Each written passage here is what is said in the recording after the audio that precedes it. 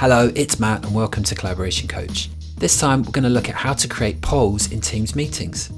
This is a new feature that allows presenters to ask questions during the meetings and get answers from the attendees and see the results in real time. In this video, I'm going to show you how to create your polls, how to launch them during the meeting, and how to view and export the results. Polling is rolling out now, but if you don't see it, it should be with you very soon. Polls work on the desktop app, on mobile and in the browser, but the best experience is on the desktop app, and that's what I'm going to demo to you today. Polling is used for scheduled meetings, and as far as I can tell, it doesn't work with Meet Now meetings. First, a few points about polling before we start. Only meeting owners and presenters can create and launch polls. Attendees can respond to polls, but they can't create or edit them. The organizer and presenters can create polls before the meeting, during and after. And attendees can respond to polls before, during and after as well. So it's great if you want to collect information before the meeting to inform the agenda or what you're going to talk about. And if there's anyone that can't attend, you can always get their response after the meeting's finished. To add polls to our meeting, the first thing we need to do is schedule it. Go to your calendar and choose New Meeting, and then add all the details you need to, like title, attendees and time, and then press Send. Now click on the new meeting from the calendar and choose Edit. Then choose the plus button at the top to add a new tab to the meeting. From the choice of apps, you should see Forms in the Optimized for Meetings section here, or you can type Forms in the search box and that will filter the list.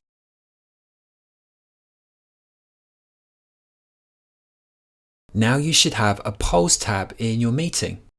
Press Create New Poll and type your question and then Answers.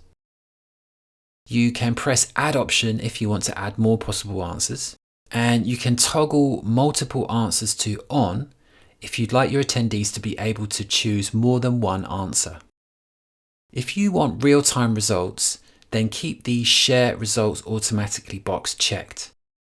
You can keep responses anonymous by checking this box, and you can allow other presenters to co-author polls with you. This just means they can make edits to them during the meeting. Choose Save, and this will save your poll as a draft. While your poll is in draft, no one can respond to it, and you can launch your poll before the meeting or during.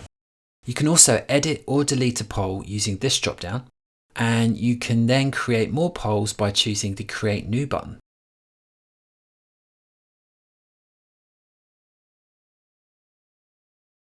So now let's start the meeting, and I'm going to join in the normal way from the calendar. And now you can see that I have a Forms button in the toolbar here. And when I press that, a panel opens up on the right hand side and I can see all the polls I created before the meeting. You can see I can launch, edit or delete all the existing polls. And when I launch a poll, it changes from green draft to red and it's marked live. When I launch a poll, all the attendees will see a question in the middle of their meeting window. The attendees can just choose an answer and then press Submit.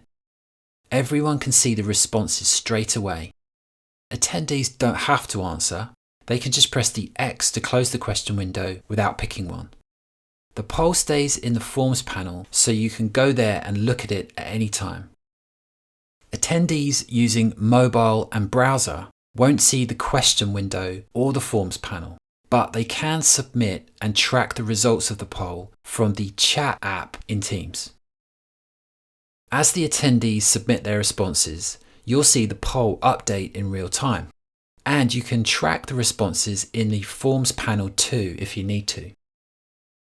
You can launch another poll and attendees can respond to that one and still carry on responding to the first one as well. You can close the poll once you're finished with it and you don't want to get any more responses. You just go to the View drop-down and choose Close Poll. The poll is marked in grey and no more responses can be made. You can reopen a poll at any time if you want to get more votes.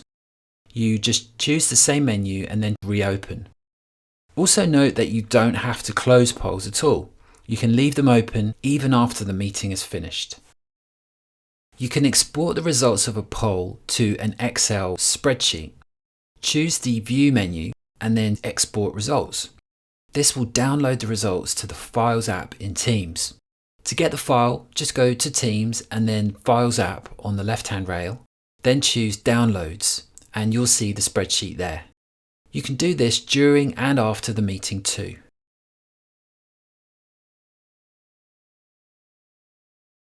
During the meeting, you can launch your other polls in the same way when you're ready.